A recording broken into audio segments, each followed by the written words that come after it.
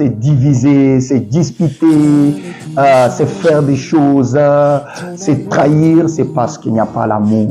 C'est parce qu'il n'y a pas l'amour. Commençons par cultiver l'amour personnel. Lorsque tu cultives l'amour personnel, tu n'auras pas la haine de l'autre parce que ce qui est en toi, ce qui monte en toi, c'est de l'amour. L'amour, c'est une expression personnelle. C'est pourquoi la Bible nous dit Dieu est amour.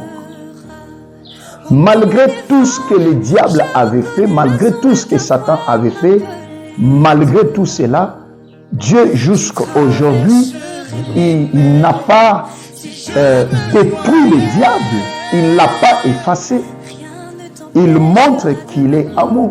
C'est pourquoi la Bible dit, il est lent à la colère et riche en miséricorde.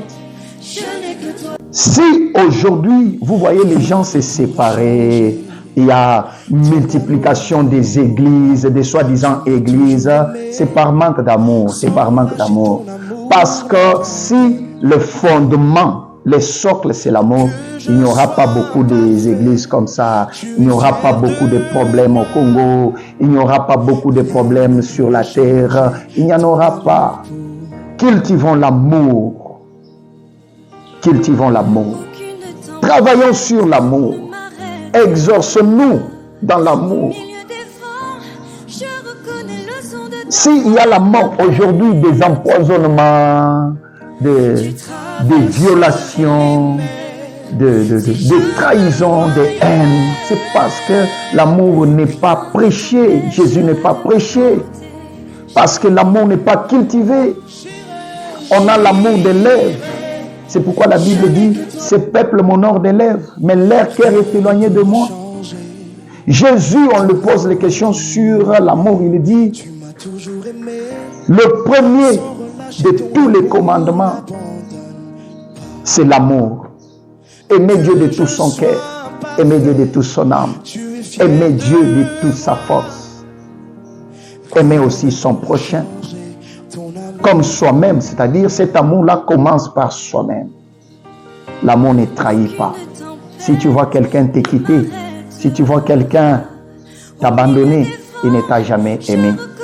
Parce que l'amour patiente, l'amour tolère, l'amour supporte, l'amour aide, l'amour c'est la compassion de l'autre, c'est que l'on ressent de soi-même. Parce que tu ne peux pas voir quelqu'un prendre les couteaux et s'empoignarder. C'est lui qui prend les couteaux et s'empoignarde, c'est-à-dire il n'a pas l'amour de soi-même. Je prie pour toi en ce moment. Toi qui te sens sans aimer, commence par t'aimer toi-même. Si tu vois les gens ne t'aiment pas, si tu vois tout autour de toi les gens qui ne t'aiment pas, commence à t'aimer toi-même. Compte sur l'amour personnel. Et pendant que tu travailles sur l'amour personnel, tous les gens que tu vois qui ne t'aiment pas vont t'aimer parce que tu vas commencer à dégager cet amour personnel. Aime-toi toi-même. Commence par cultiver l'amour de soi-même. Celui qui s'aime ne se trahit pas soi-même. Celui qui s'aime ne se fait point du mal, car l'amour ne fait point du mal. Je prie pour toi qui te sens abandonné. Que le Seigneur d'amour, que le Dieu d'amour, que le Dieu qui est amour puisse augmenter en toi l'amour personnel. Et lorsque cet amour va monter, tu vas voir que tu seras aimé. Ne cherche pas à être aimé si tu ne t'aimes pas toi-même. Ne cherche pas que les gens t'aiment si toi tu ne t'aimes pas. Cultive l'amour en toi, parce que l'amour ne tue pas, l'amour ne trahit pas, l'amour ne rejette pas. Je prie que ton cœur soit un cœur plein d'amour, que ta vie soit une vie pleine d'amour.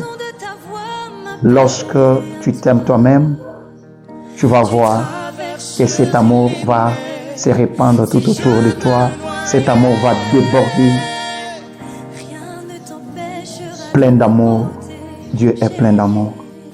Que cet amour entre dans ta vie Entre dans tes activités, entre dans tes enfants, entre dans tout ce que tu fais, entre dans tout ce qui est à toi, et que les dieux des cieux demeurent en toi.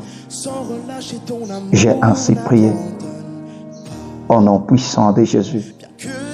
Amen.